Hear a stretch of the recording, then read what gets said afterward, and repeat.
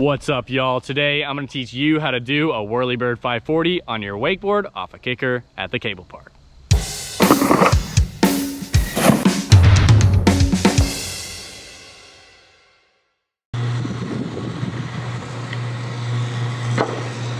The tricks you're going to want to already know how to do before attempting the Whirlybird 540 are basically just a Whirlybird. Have this trick on complete lockdown. Great aerial awareness on this trick. Make sure you know exactly where you are in the air and can just land it bolts every single time. That will be a great help. Also, knowing how to do a tangent blind. Have this trick on lockdown as well, and also being able to land blind pretty consistently. I do have a tutorial on the channel for how to land blind more consistently, so check that one out. It will be helpful. And if you do have all of these things dialed, I do think that you will land this trick very fast. I do know that it's sort of a Mob 540 if you even want to consider it that, but I think it's probably the easiest kind of flip 540 there is to do. So yeah, this would be a good start. And if you don't have all of these tricks on lockdown, I do have an example. My buddy Dakota Park, he is extremely out of control on his wakeboard. No offense, buddy, but he is capable of doing the Whirlybird 540. So yeah, I mean, try it, don't get hurt. But yeah, I really don't think this one's that crazy. The approach for this trick is pretty much going to be exactly the same as a Whirlybird. So what I would normally do is just take kind of a medium-ish edge in towards the kicker.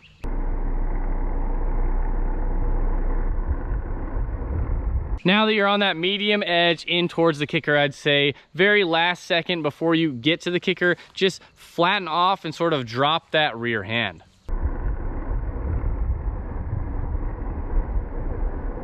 You're going to want to make sure that you're sort of squatted at the bottom of the kicker, and as you're approaching the top of it, you're going to want to stand more tall, and off the very peak of it, you're going to want to be standing at your tallest point to get that maximum straight up, straight down pop.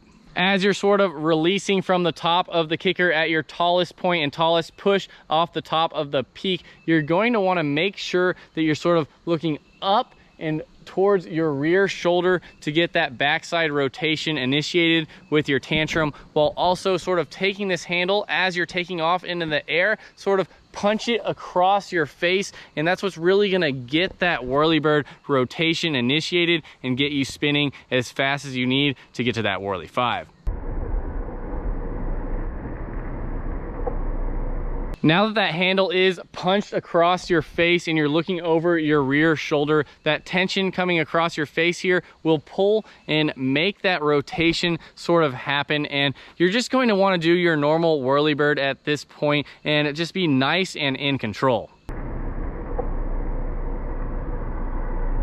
Now that that Whirlybird rotation is fully engaged, you're kind of doing that Olay backside 360 motion while simultaneously doing a tantrum, aka the Whirlybird, and you're as aware as you possibly can be. And instead of sort of spotting your landing in the middle of your Whirlybird, you will be aware, just because you're very familiar from this feeling because you do Whirlybirds all the time. Try and just make sure you continue that rotation. So after you finish that back three, really make sure you continue pulling that handle down to your lower back, sort of like the end of a tantrum blind.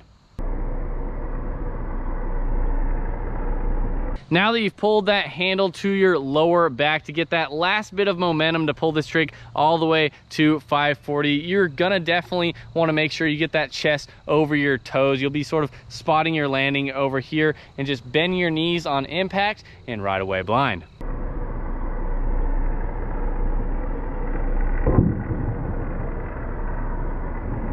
For me personally, I definitely advise to do the backside 540 rotation in the Whirly 5 as sort of one fluid motion rather than breaking it up into two pieces like a back three and then a back one, just because whenever you do a Whirlybird and then stop there, it's sort of hard to get that motion going again, and I think just doing it in one fluid backside 5 is a lot easier. The main mistake I see when people attempt this trick is that they actually don't end up attempting it because they might feel that they don't have enough time to do this trick, but I feel that there is definitely enough time, even whenever you don't do it that big. If you really just get that momentum started out of the gate and you just continue pulling, it is pretty easy to get it all the way around. If you do hang a back edge, that's sort of your problem and not mine, so sorry if you listen to me and you hang a back edge, but I do feel that you have a lot more time than you think on this trick, so I definitely say go out and try it.